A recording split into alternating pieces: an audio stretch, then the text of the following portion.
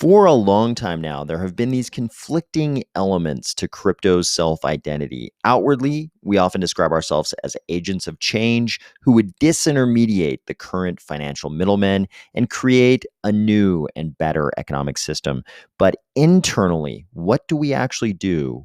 We just recreate those same structures and institutions, but this time running on a distributed ledger. We are somehow simultaneously engaged as insurgents in a slow economic revolution and also as decentralized amateur Wall Street LARPers. While the traditional systems may not be eager to accommodate the former, Europe and other parts of the world are already moving forward to accommodate, regulate, and receive tax revenue from the latter. We are entering a new era in crypto where we'll actually coexist with the traditional world. It's like one day you go down to your kitchen to make some coffee, only to realize you now share the kitchen with a wolf. The only remaining question is whether crypto is the wolf or the defenseless surprise guy making coffee. In Cardano, I hope we're whichever one makes it out of there in one piece, but I'm not so sure that's the guy making coffee. Ready? Let's go.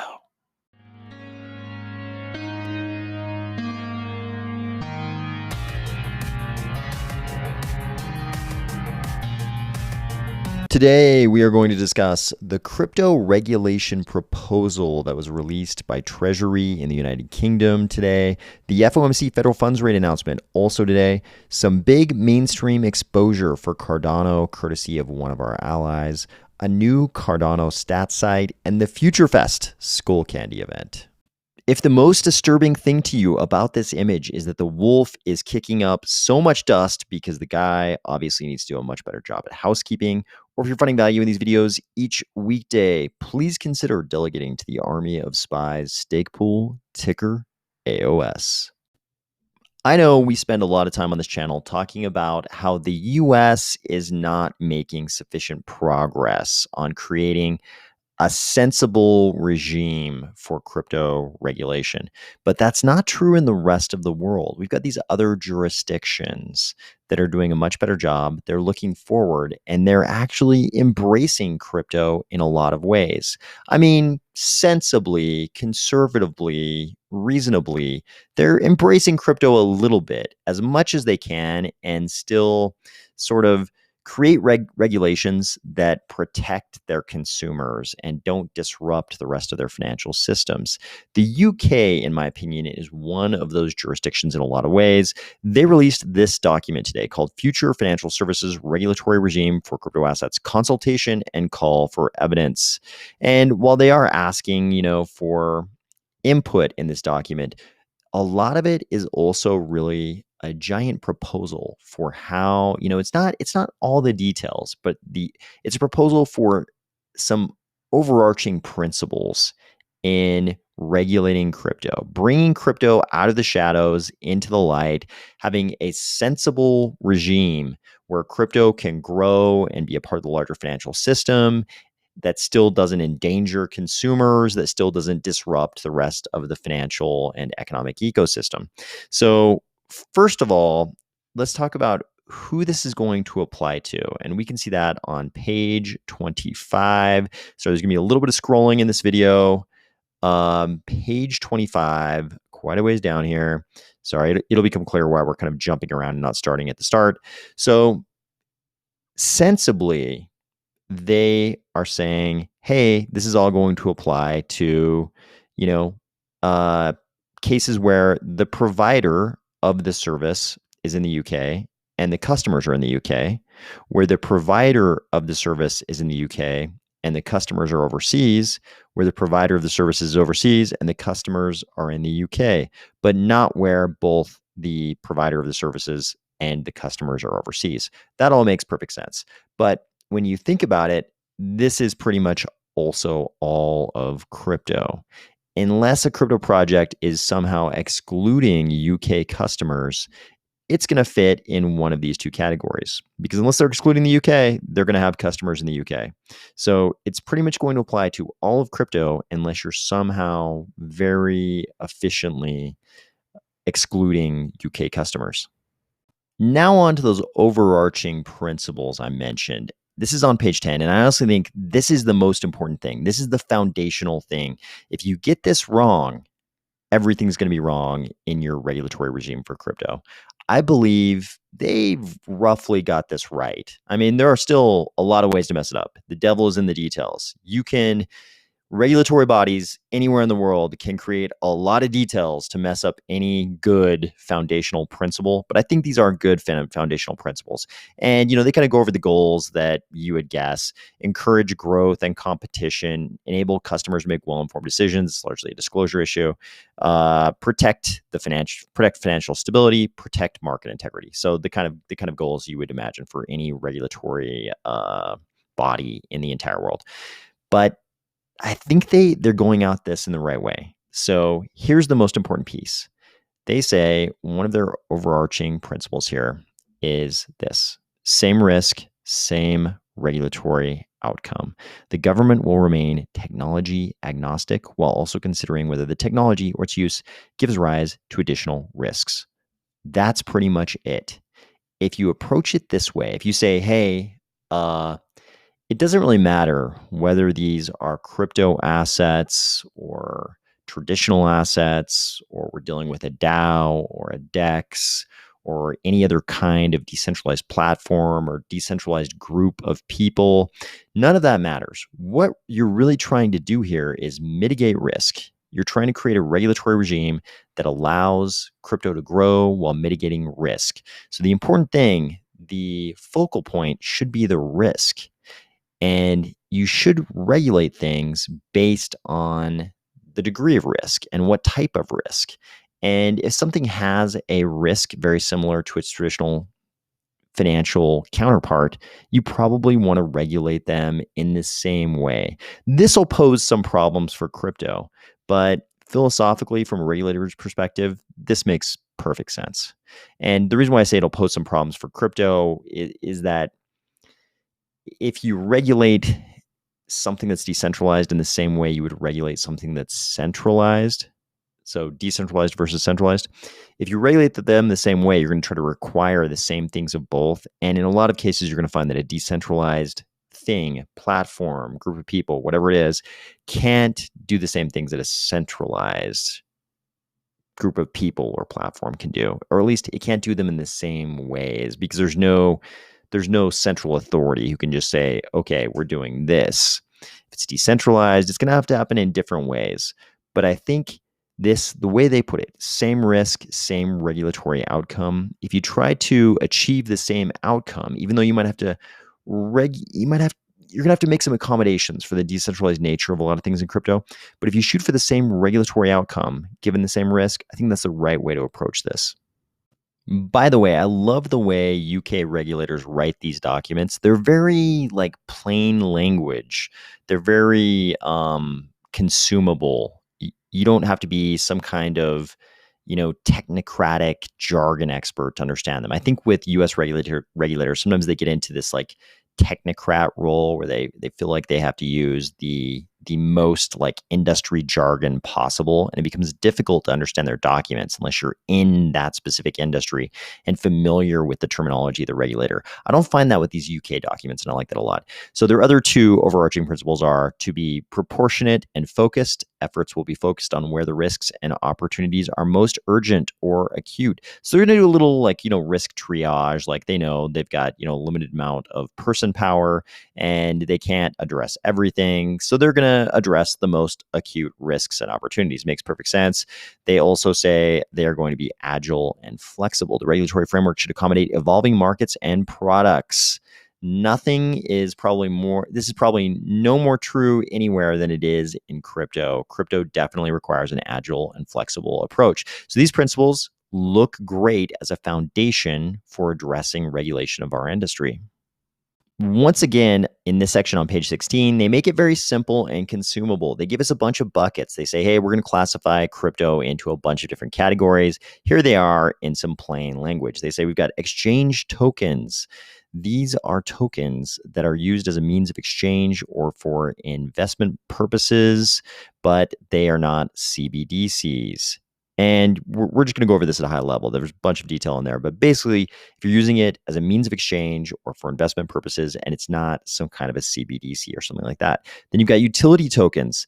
These are crypto assets which provide digital access to a specific service or application and use some kind of blockchain or digital, decentralized ledger technology to support the recording or storage of data. They do not provide the rights or features associated with the security token. Then we come down here to security tokens. These are crypto assets which use a technology such as decentralized ledger technology to support the recording or storage of data and already meet the definition of a specified investment. So this is something simple that a lot of, financial regulators, they all have some kind of a definition of a security, so because they're already regulating securities. And here they're just saying, hey, if it meets our definition of a security, the definition that already exists, then it fits into this bucket. And of course, there's going to be a lot of action there because nobody's going to want to be a security token if the requirements for a security token are too stringent. We'll get to those later. Then they say they've got NFTs. Then they say there are fiat-backed stable coins.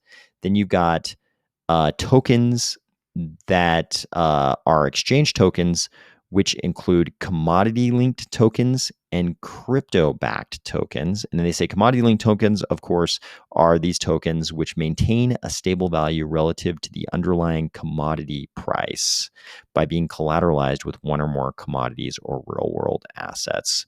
So if you had some kind of a coin that represents, orange juice commodity instruments or something like that, some kind of orange juice commodity unit or something, and the token, is representing so many units of that commodity, then you've got a commodity linked token. Crypto backed tokens are asset reference tokens, which reference their value in relation to other crypto assets. We kind of know what those are. Then you've got algorithmic tokens. Of course, these are going to be the algorithmic stable coins. Then you've got governance tokens, which they distinguish from security tokens. They say these are tokens used solely by holders to vote on blockchain or networks decisions, but do not provide any kind of exclusive perks or discounts. Then you've got fan tokens, which are tokens that give holders access to a variety of fan-related membership perks, like voting on club decisions, rewards, merchandise designs, and unique experiences. So you could I think a lot of jurisdictions will be tempted just to lump fan tokens in with governance tokens, but I like they're dividing these two. They're saying governance tokens don't give you perks or discounts. Those are fan tokens. Then we get to the really important chapter of this document. I'll call this the Can We Do ICOs document. So this one lays out how exactly issuances are going to happen. They're saying the following list sets out the regulatory outcomes the government is seeking. So this is in the case of issuances. So if we have ICOs, here's what they're looking for in terms of their regulation of ICOs. A minimum standard of information regarding a cryptocurrency asset should be available so investors are able to make informed investment decisions. So, of course, they're going to have disclosure. They say appropriate liability and compensation should be available for untrue or misleading statements made in disclosure/admission documents. So if there's something misleading in the disclosure documents, they want to make sure there's some kind of compensation available for the people who might have consumed that misleading information. An appropriate level of due diligence should be performed over the content of disclosure documents. And we'll get to who's going to do that due diligence. An appropriate level of investor protection should be offered around marketing materials and advertisements, and trading venues should have in place rules governing marketing materials. There should be controls or procedures to prevent a harmful offer from being made. They should try to detect fraud. So this is all pretty common sense. Like, we want to have some kind of disclosure. If the disclosure is misleading, you want there to be some kind of compensation for the people who got it. And somebody should be looking at those disclosures and making sure they're good. Then they let you know, hey, here's the way it's all going to work. Under the reforms that they've already proposed in this public offer and admissions to trading regime that they've proposed, which is a separate document linked here. You can go visit that if you want to on page 35. They say Under that new regime they're proposing, there will be a general prohibition of public offerings of securities. So presumably, if you're offering a security token, generally it's forbidden unless you meet an exemption. And this is usually how securities offering regulation works. It's basically forbidden, but here are the exemptions, in which case, if you meet the exemption, you can do your issuance, your ICO, or whatever it is.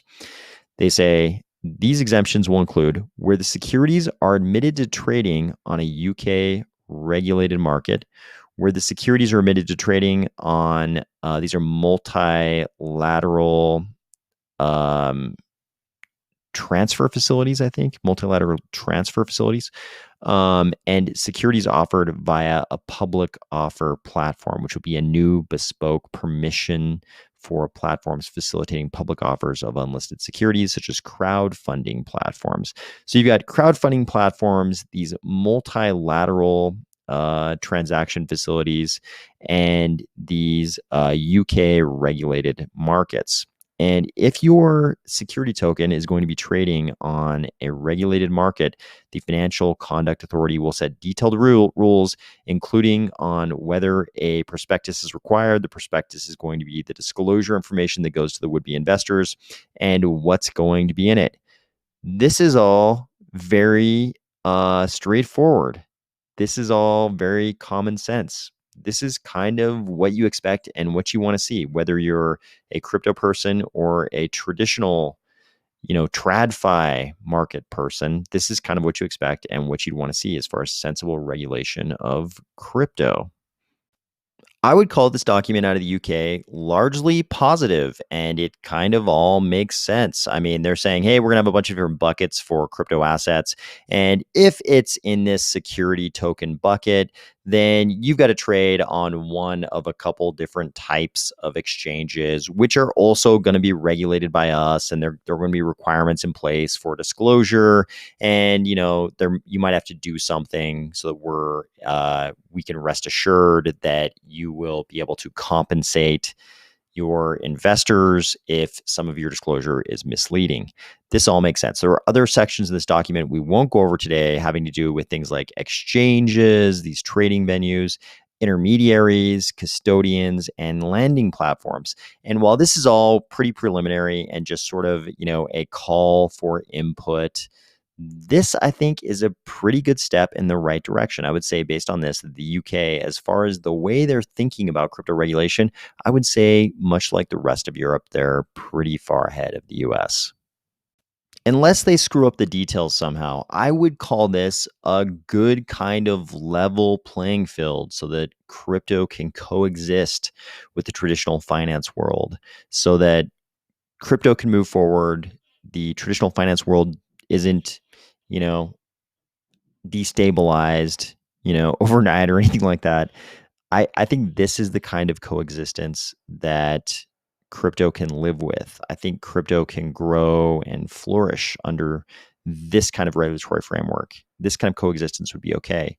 I hope this is the kind of thing we end up with in the US, and not something that makes it so only the TradFi players who come in and take over crypto use cases can comply with the regulations. You could still do that. I mean, you could still create that kind of dystopian outcome by creating really onerous details under this type of proposal from the UK, but it looks like that's not what they're aimed at. They're aimed at it looks like they're aimed at an actual level playing field between the traditional actors and the crypto actors. We also got the federal funds rate announcement from the FOMC of the Federal Reserve. It'll be a 0.25 percentage point hike. This is a 25 basis point hike. This is following the 50 basis point, half a percentage hike in December that followed 4 consecutive 3/4 percentage point hikes prior to that. This is pretty much as expected by the markets. A lot of people were predicting this 25 basis point hike. So nothing too disconcerting, I think, about the announcement today. We recently got some great mainstream exposure courtesy of Lex Friedman, who, of course, has previously had Charles Hoskinson on his own podcast. He was recently on Joe Rogan's podcast. Joe Rogan, of course, he's been a little critical of crypto lately, definitely said some slightly subtly critical things about crypto ever since this whole FTX scandal. Who can blame him? It's, all the headlines about crypto have been about this blow up involving FTX. So of course it seems that his opinion of crypto has dimmed since the whole FTX thing. And he kind of started down that path in this discussion with Lex Friedman. Lex immediately jumped in and said, no, actually, there are some really good crypto projects out there. And he listed three, only three, at least in the parts of this discussion that I've heard. He only lists three: Bitcoin, Ethereum, and Cardano. And he says, you should actually have them on, kind of referring to, people from any one of those three ecosystems. I don't know. I don't know at what point in the future we can actually get Charles on JRE. I don't know if it ever happens, if Joe has veered too far from crypto to ever have, a project founder like Charles on his show, or if he'll come back around and eventually he'll have Charles on his show. Who knows? I mean, for him, he's going to be worried about liability. Will he be seen as promoting, a crypto project now that he's seen that crypto projects can blow up so dramatically like FTX? I'm sure in the back of his mind, given his $100 million deal with Spotify, he probably knows he's a litigation target if he has somebody on his show and that project blows up. So who knows where this goes, but big thank you to Lex Friedman for giving us that shout out. This is the look Joe had on his face during this segment. To me, this is a look of, I don't believe what you're saying. I think what you're saying may be inaccurate. And I think based on their interaction, I'm not sure he understands the difference between a centralized exchange like FTX and a blockchain ecosystem. So to him, in his mind, he might be equating sort of any crypto founder with the possibility of that person being a future SBF. So this whole FTX thing may have soured him on, having any crypto guests on, because I'm not so sure he can distinguish between an entity like a centralized exchange, an FTX, and something like a Bitcoin or an Ethereum or a Cardano. Here's a new Cardano stats site for you to check out. This is called peerreview.money, the economics of ADA. And it's I love the minimalistic sort of presentation of the data and these graphs. This is nice. It's all just one concise page. You can scroll through it quickly. I think this is a great addition if you like to consume data about Cardano. Okay, here we are, FutureFest. You can see this is their collab with Fever Dream Friends and also with Skull Candy. I think this is a pretty big deal. Not a lot of people have talked a lot about this, but having a big partnership like this with a mainstream consumer electronics company is a pretty big deal. Also, I am using a repurposed Stadia controller to move this little avatar around. You could tell the event actually happened several hours ago. I'm a little bit late. The event was at this point like let's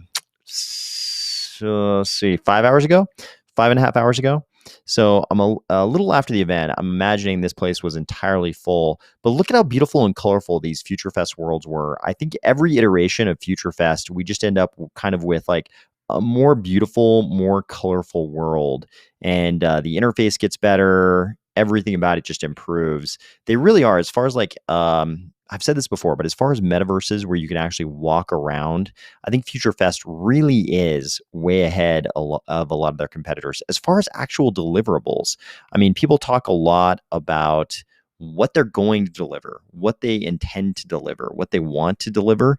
But as far as like, virtual worlds and projects that have actually delivered something, I would say that FutureFest is quite a ways away from their competitors because very few have actually delivered anything. Okay, great. I'm swimming underwater now. I'm a little bit uncomfortable with the way he's swimming with his head underwater. I feel like this is sort of like the drowning posture, but I guess also he is a robot, so maybe I shouldn't be so concerned. The jump using my repurposed Stadia controller, The jump button works quite well, and the button to control him works pretty well. I was expecting for the other joystick to allow me to move the camera around, and that doesn't seem to be the case. That's probably just a shortcoming of my using this controller as opposed to a mouse. But I was pretty impressed that the Stadia controller worked to move this little guy around. I know there's some kind of a skull candy stage somewhere around here. I'm going to go try to find that, and I'll be right back. Very, very cool. I like a lot of the elements they use. They're always these sort of like abstract things, and oh, here we go. Here's the skull candy stage.